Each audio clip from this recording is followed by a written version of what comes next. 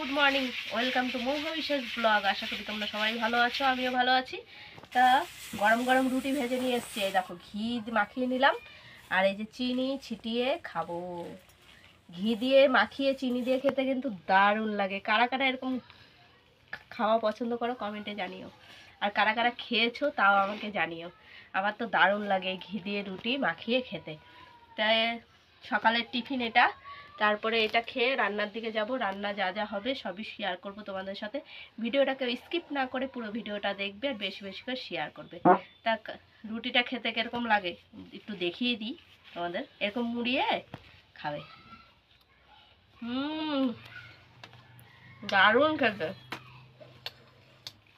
এই দেখো মাছটা কেটে ধুয়ে নিয়ে আসলাম, যেহেতু লোটে মাছ আজকে কেটে আনিনি, তো কেটে ধুয়ে নিয়ে এসে এই যে নুন আর হলুদটা আমি মাখিয়ে রেখেছি। আর এই দেখো একটু মাংস এনেছে অল্প করে, তোমার দাদা ভাইয়ের জন্যই এনেছে। আমি আর ছেলে লোটে মাছ ভালো খাই, তার জন্য ওর জন্য এনেছে একটু মাংস। মাংসটা একটু ঝোল ঝোল করে বানিয়ে দেবো আজকে, পাতলা করে একটু ঝোল বানিয়ে দেবো। ঝোল পছন্দ করে তার জন্য। তো যাই হোক, মশলা টশলাগুলো রেডি করে নিই। পেঁয়াজগুলো আমি ছিলে নিয়েছি, অনেকগুলো পেঁয়াজ ছিল, মানে চোকলাগুলো পচে যাচ্ছে, তাই ছিলে নিয়েছি, এখন ধুয়ে নেব। আর এদিকে বাজার এনেছে টুকিটাকি, দেখো আদা পেঁয়াজ আলু এইসব এনে দিয়েছে। রসুন তো আছেই আমার। আর কালকে দেখো কুলগুলো রেখেছি, কুলগুলো এখন না যত শুকোচ্ছে তত মিষ্টি হচ্ছে। বেশ ধুয়ে আমি আবার রেখেছি প্যাকেটে। ডালটা বসিয়ে দিয়েছি, ডালটা ধুয়ে বসিয়ে দিয়েছি। আর এদিকে ভাতটাও বসিয়ে দিয়েছি, চাল ধুয়ে দিয়ে দিলাম। আর এই যে লোটে মাছটা তো রেডি। পেঁয়াজও কেটে নিয়েছি, কিছুটা আদা বেটে নিলাম, এই যে আদা বাটা হয়ে গেছে। আর এটার মধ্যে মাংসটা একটু প্রেশার কুকারে দুটো সিটি দিয়ে নিয়েছি প্রেশার কুকারে। এখন আমি মশলাগুলো টুকটাক করে রেডি করব মাংসের আর লোটে মাছের। লোটে মাছটা আলু আর বেগুন দিয়ে আজকে রান্না করব। ডালটা সিদ্ধ হয়ে এসছে, আর এই যে আম কেটে নিয়েছি, আম দিয়ে ডাল করব। আর এদিকে ভাতও ফুটে উঠেছে। লোটে মাছের এই যে আলু কেটে নিয়েছি, আর এদিকে বেগুনও কেটে নিয়েছি।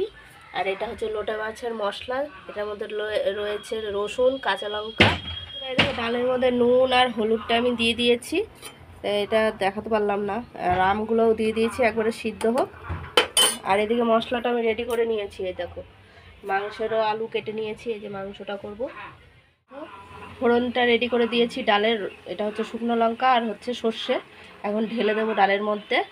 আর এদিকে ভাতটা আমি ওপর দিয়ে দিয়েছি। দেখো ডালটা ফোড়ন দেওয়া হয়ে গেছে, এখন আমি তেল বসিয়ে দিয়েছি। আগে লোটে মাছটা রান্না করব, তো লোটে মাছের এই যে মশলা রেডি।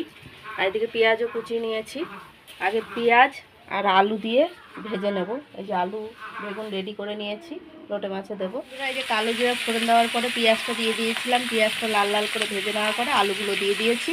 এখন আলুগুলো লাল লাল করে একটু ভেজে নেব, তারপরে মশলাগুলো দেব। আর এদিকে ডালটা তো নামিয়ে দিয়েছি, হয়ে গেছে। আগে লোটে মাছটাই করে নেব, তারপর মাংসটা পরে রান্না করব। আলুটার মধ্যে নুন হলুদ জিরার গুঁড়ো দিয়ে আমি ভেজে নিয়েছিলাম। তারপরে এই যে এখন আমি আদা বাটাটা আর কাঁচা লঙ্কা বাটা আর একটু কাশ্মীরি লঙ্কার গুঁড়ো দিয়েছি, আর মশলা পেস্টটা দিয়ে দিলাম। এটার মধ্যে রসুন কাঁচা লঙ্কা টমেটো রয়েছে, আবার কাঁচা লঙ্কা দিয়েছি, ডবল ডবল দেওয়া হয়ে গেছে, একটু ঝাল হয়ে যাবে। তো যাই হোক কষিয়ে নিই এখন। এই দেখো কষানোর পরে দিয়ে দিলাম বেগুনগুলো দিয়েও একটু ভালো করে কষিয়ে নেব। তারপরে লোটে মাছটা দেবো, লোটে মাছ একদম লাস্টে দেবো, নাহলে ভেঙে একদম যাবে, তার জন্য।